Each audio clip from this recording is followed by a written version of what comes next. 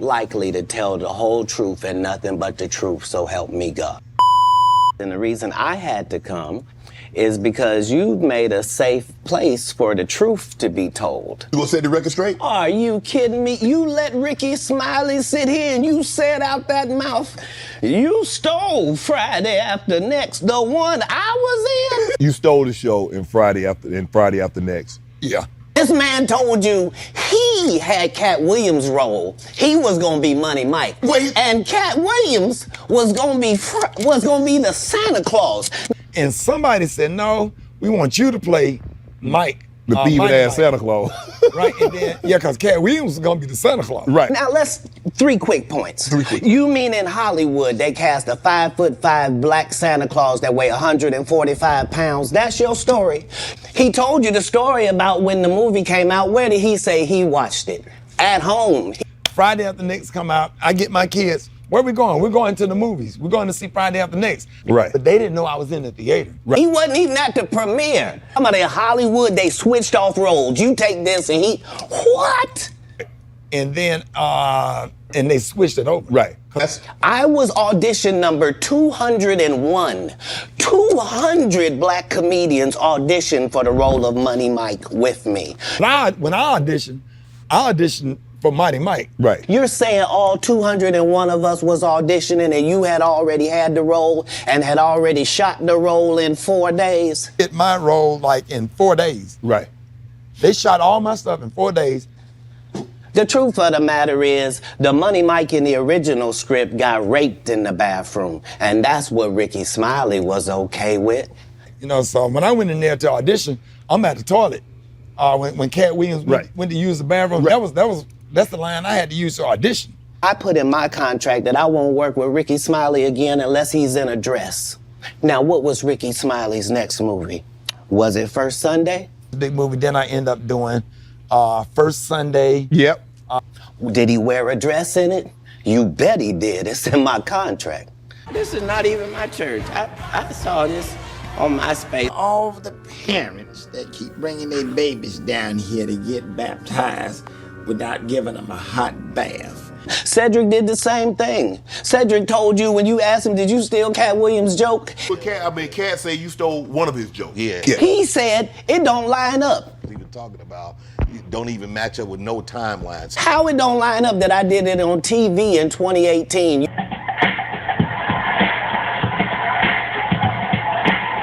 You came to see me at the Comedy Store do it in 2019 and then did it on the Kings of Comedy.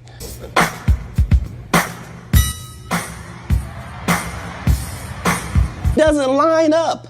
This is a televised joke. Feels that someone else has stolen some of your material? Oh, that's a part of this business. Right. Like, Same Steve that went to go watch Mark Curry do his whole sitcom and then stole everything Mark Curry had. oh yeah, you'll need this. A whistle? Mark, I'm teaching music, not gym. Standard issue.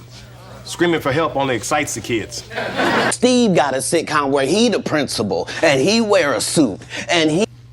First of all, I'd like to introduce myself. My name is Mr. Hightower, and I'm your new music teacher. These dudes lie. Cedric's sitting here telling you why he ain't a movie star. He over here look like a walrus. You didn't say nothing. He can't even get his arms off his stomach.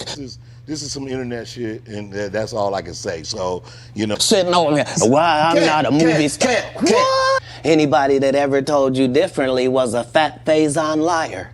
There's nobody like me in the business. Faison just caught a stray. Faison said that getting a Netflix special is easy. I have 12 specials. Guess how many Faison got? 0.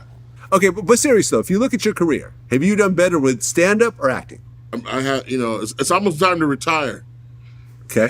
So I don't make any money. If you sign up for their program, you get a light-skinned, weird-faced wife that never do an interview. Listen, in 20 years, won't do an interview. Nobody's ever talked to her, and she's never been interviewed anywhere. And now, understand, I'm not talking about one person. What I just told you applies to 7 people. How they all end up with that. That's part of what you get. Be the villain.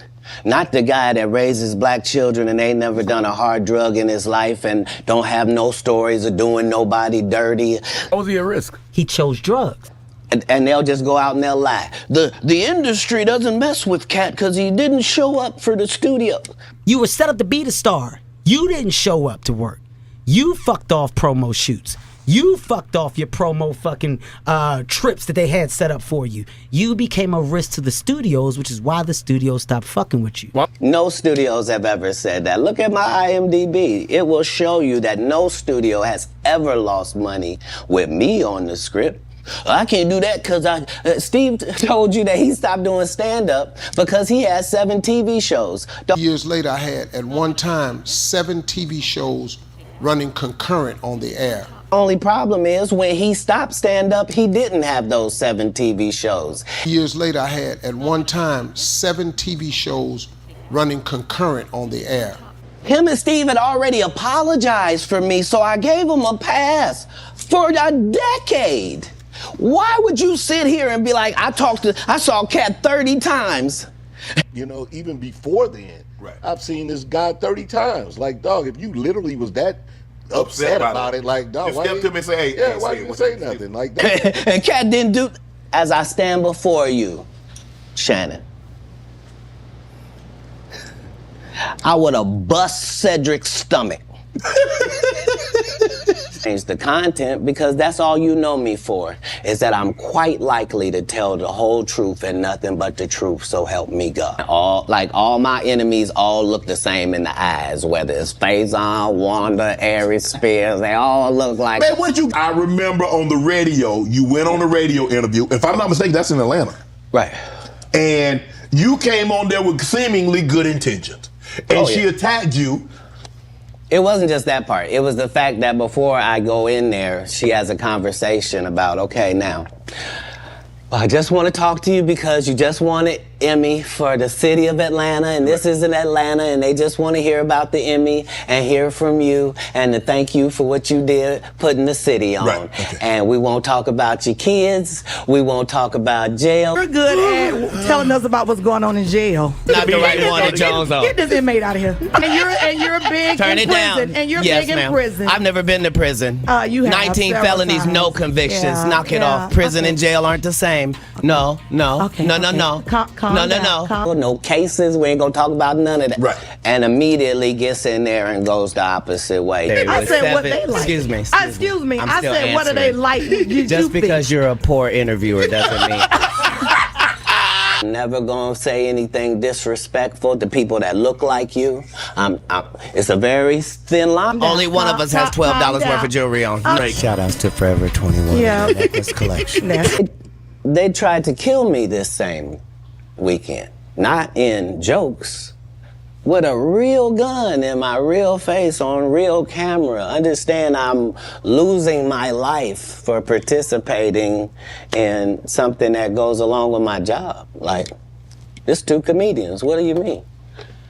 That she said it was going to be very professional. Oh, you won an Emmy, congratulations, you put the city on, you own for the city, yada, yada, yada. And now, did she mention anything about the Emmy on camera? I believe you saw the video and you know. If you can't get your blood pressure down, you can't call me that. Whatever, little mama. If your cholesterol is 600. Whatever, little mama. I'm little mama's baby daddy. No, you weight class. Is that what you wanted to do? No. That she was out of her league when it came to... Because I didn't want to do any of it. I know you didn't want do to, any but of once she took it there, did you feel that you had to go there? Oh, you Go where? You could have said, Wanda, I didn't come here for that. I just want to do the interview. I just want to talk about what happened. Oh, you misunderstand my job. My job is to be funny. My job is to be funny first. It's as a learning experience. Most comedians don't get booed enough. Think about this. You're stuck in traffic and the lights turn blue.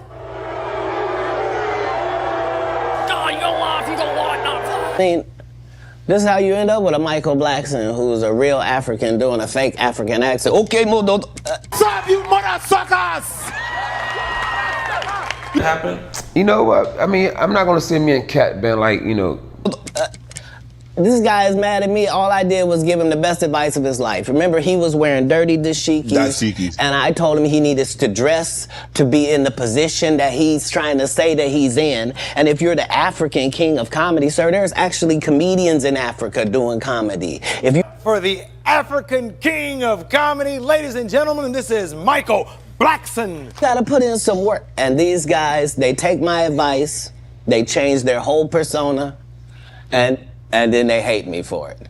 And you know what? I mean, I'm not gonna say me and Katt been like, you know, best friends or we're friends, but we're more like always been like associates. Like, you know. This is the reckoning. 2024. And never has sucked a penis. That was my only goal. I didn't want to get with a white woman because I was scared she might have me running down the street like Jonathan Majors. There you go, think up. Now, I've had to turn down $50 million 4 times. 4 times. Just to protect my integrity and that virgin hole I was telling you about. Right. Because P. Diddy be wanting to party. I like when you like this, Daddy. We partied for my birthday before. You came to my party. No, but me and you ain't never really party, you know what I'm saying? And you gotta tell him no. You got to tell him no.